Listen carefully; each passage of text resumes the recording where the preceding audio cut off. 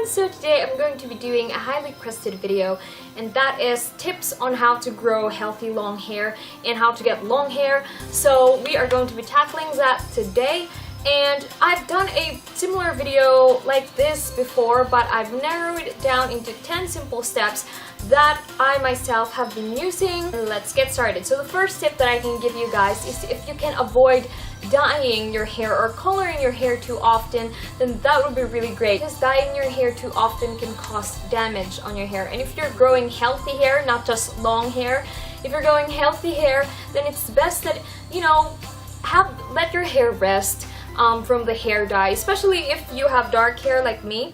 And if you're going lighter, sometimes you have to go through a process of bleaching to really lift off the color, and that can be really damaging, especially on the ends. And I know and I completely understand if you guys are very much fond of dyeing your hair. I personally like to dye my hair, but you know, if you can at least lessen it, or if you can completely avoid it, you know, then that would be really good. But if you can't avoid dyeing your hair, then have a really good hair care routine. That's what I always tell people. If you are going to dye your hair, especially if you are going to bleach your hair, have a really good hair care routine as a backup, because it is going to help your hair a lot from all the damage that you're gonna do with it. Now, tip number 2 is take in vitamins that are essential for hair growth. Now, I made a whole video on how to grow your hair fast / the vitamins and the essential foods for hair growth. If you guys wanna get into details, then I will link a video right here. And for you mobile users, I will put it down below in the description box, so you can click on the link and watch my Hair Talk Series 3. Now, but basically, the vitamins that really helps hair growth is number 1, vitamin A, vitamin D, vitamin E, also the families of vitamin B. If you have the vitamin B complex, then that is everything you need and more, because it contains all of the vitamin B family. It already contains pantothenic acid, and also it contains biotin, and also vitamin C. Now, the very function of vitamin C is that it helps your body absorb the nutrients or the vitamins properly, and also iron and copper.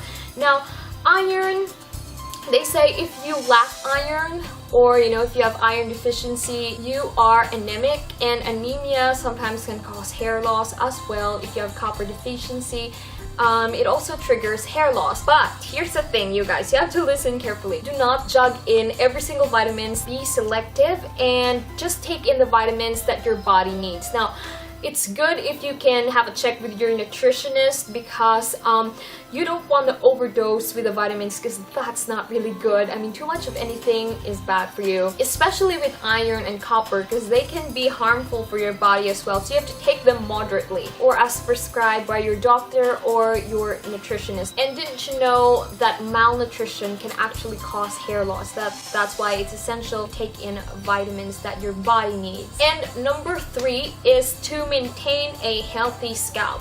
Now, a lot of people, you know, sometimes they neglect the scalp and they just focus on, you know, your overall hair.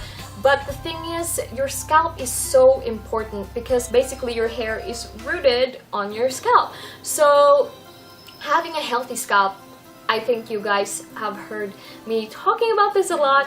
Having a healthy scalp will result to a healthy hair growth. Now, you have to think of your scalp as a soil or a ground. Now, anything that is planted on a good soil or a good ground, its produce is going to be great and it's going to be healthy. So same as with your hair. We have to focus on the source, which is our scalp. So you want your scalp to be healthy, you want it to be clean, because you know, you don't want unnecessary scalp infections. You know, scalp infections really does contribute to hair loss. And you know, aside from alopecia, aside from ringworms, just basically having scalp infection in general is going to cause hair loss. And it is also important that your scalp is free of product buildup, because sometimes that hinders hair growth as well. And having healthy scalp will lead to less hair fall. Now, you might wonder, less hair fall? Yes, because hair fall is actually inevitable, and it's okay to lose 50 to 100 strands of hair per day, so that is totally normal. And of course, the less hair fall you're gonna get, the thicker your hair will be. Number 4 is do scalp massages, and it's great if you accompany it with hair oils because thus it promotes hair growth. And number 5 is oiling your hair. Oiling your hair has the ability to help out grow out your hair, heal your scalp of any old dandruff or any scalp infections, and sesame oil is very good at that. Also, it'll help your dry and damaged hair, and it will help make your hair thick as well. So, especially with the castor oil too. And it will make your hair soft and smooth, and that's the job of the almond oil. I've really noticed that every single time I use almond oil on my hair, it makes my hair soft and smooth. So